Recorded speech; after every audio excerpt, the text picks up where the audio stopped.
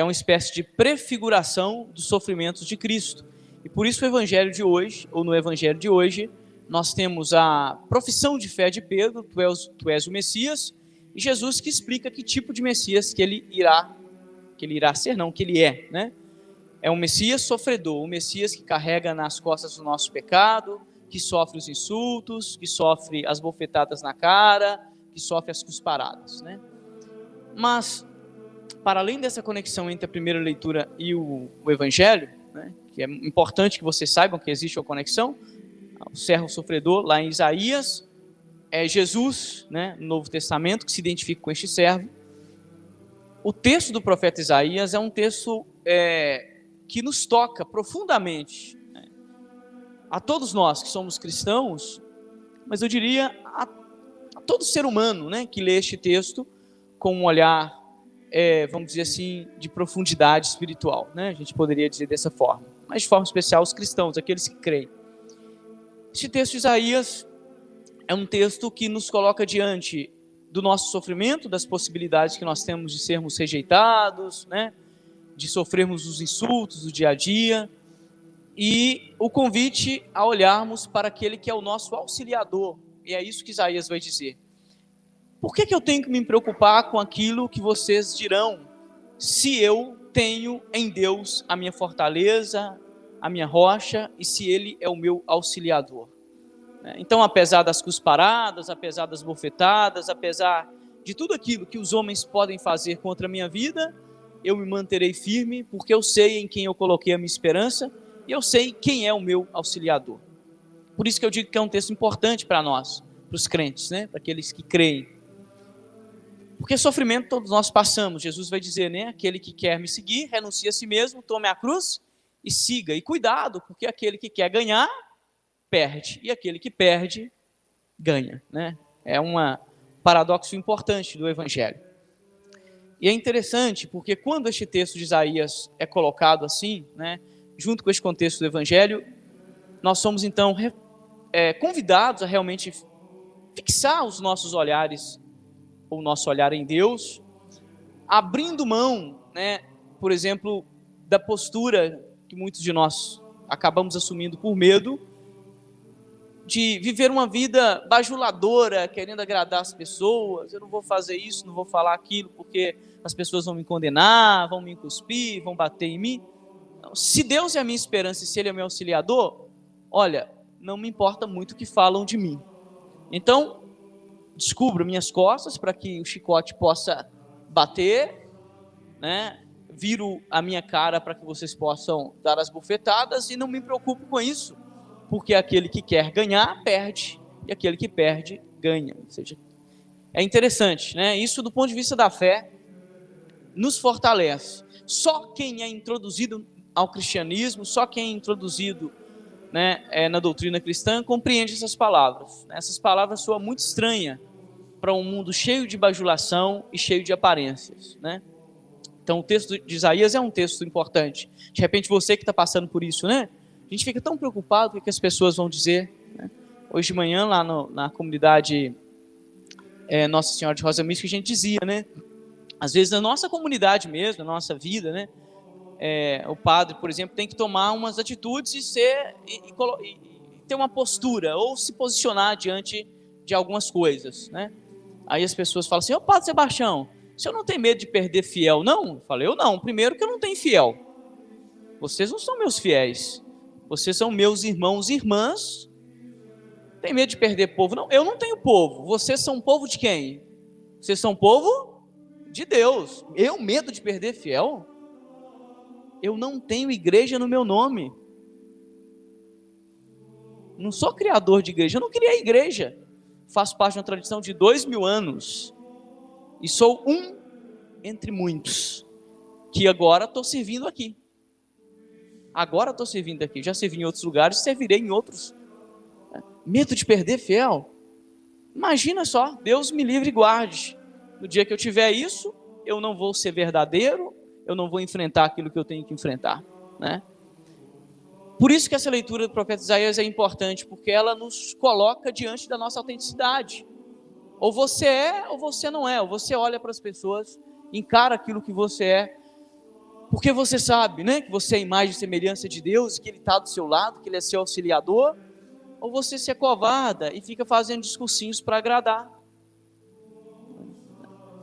E isso é grave, porque aí nós caímos, às vezes, em posições idólatras, né, de defender ideologias, ou pessoas, ou pequenos deuses que a gente vai criando no dia a dia. Nós não podemos cair neste risco. Por isso que o livro do profeta Isaías hoje, essa leitura do profeta Isaías, capítulo 50, ela é importante para todos nós. Mas enfim, né? Isso é muito importante. A segunda leitura é uma carta de Tiago. Tiago vai dizer para a gente uma coisa também muito importante, né? Para a gente terminar a nossa homilia, que é a conexão entre fé e vida, o cuidado para que nós vivamos uma fé autêntica que não desconecte fé e vida. E a frase famosa que vocês escutaram é: mostre-me a sua fé sem as obras, que eu mostrarei a minha fé pelas obras. Também um texto fundamental para um tempo de subjetivismo religioso, onde a religião e a fé se tornou uma mercadoria. Você entra e compra. Tem gente que vende bênçãos à torta e à direita, né? E é uma coisa terrível do ponto de vista do Evangelho. Então, o Tiago diz, né? Cuidado, porque não existe desconexão, não existe possibilidade de separação de fé e vida.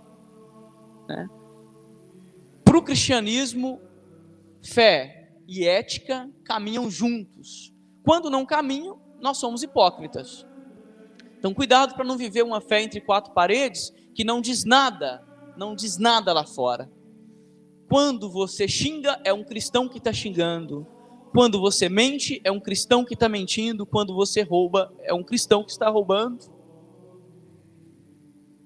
Quando você se corrompe, é um cristão que está se corrompendo. Não existe possibilidade de separar fé e vida em Jesus. Não existe. Por isso que várias passagens ele vai dizer para a gente tomar cuidado com aquilo que nós amamos, né? Uma delas é: cuidado, onde está o seu tesouro, aí está o seu coração, né? Cuidado, não desconectem, né, as duas dimensões. Então, num tempo de fé subjetivista, nós precisamos ouvir, né, essa mensagem de São Tiago: não desconectar jamais fé e vida. Isso é um perigo, né? Dentro de quatro paredes a gente vive uma fé que parece ser autêntica e saímos daqui e a nossa vida, né, segue de forma aleatória mesmo, ou de forma, vamos dizer, mais que aleatória, não é essa a palavra, paralela à nossa vida de fé. Dentro da igreja eu sou cristão, fora eu faço o que eu tiver que fazer e não me preocupo com isso. E o texto do Evangelho, para a gente terminar, de alguma forma retoma a mensagem, mas coloca para a gente um acento muito interessante, a partir desse diálogo entre Jesus e Pedro. A pergunta que Jesus faz, né, como se fizesse, né, para nós, chega diante de nós, da comunidade: Paróquia Santa Rosa de Lima, o que diz o povo sobre mim? Quem sou eu para o povo? Aí, de repente, nós que somos discípulos começamos: dizem que o Senhor é um profeta, é João Batista, é o Messias. Aí, de repente, Jesus olha para Juliana, por exemplo, e fala: e para você, Juliana, quem que eu sou? E aí, não tem como fugir não, a Juliana vai ter que dar a resposta, a Pirleide vai ter que dar a resposta, cada um de nós teremos que dar a resposta. Quem é Jesus para nós? E cuidado, porque o Evangelho de hoje carrega uma sutileza. Por que Pedro é chamado de Satanás? Pedro é a pedra, não é verdade? Né? A gente sabe que Pedro não chamava Pedro, chamava Simão, né? Pedro é um apodo, um apelido, né? E é interessante, quando vocês vão no texto bíblico, aparece 3 palavras para pedras. A primeira palavra, se a gente olha literalmente, significa pedra angular, sobre a qual a gente constrói alguma coisa. Pedro é chamado por essa pedra, e por isso fala: sobre essa pedra construirei a minha igreja. Essa pedra que é angular também pode significar pedra de abrigo. É uma das traduções possíveis do grego para o português, onde nós nos abrigamos. Então nasce a ideia da igreja como pedra, né, sobre a qual nós estamos firmados, mas também como pedra que protege. Bonito. Só que Simão hoje é chamado de Satanás, em um outro texto ele é chamado de pedra, aparece a palavra pedra, mas não qualquer pedra, pedra de tropeço. Pedra de tropeço. Pedro deixa de ser a pedra angular e deixa de ser a pedra de abrigo para se tornar a pedra de tropeço. Quando? Quando ele faz Deus à sua imagem e semelhança. Porque ele fala, tu és o Messias. E Jesus fala, você falou certinho, Pedro. Eu sou o Messias. Só que eu não sou o Messias que você tem na cabecinha.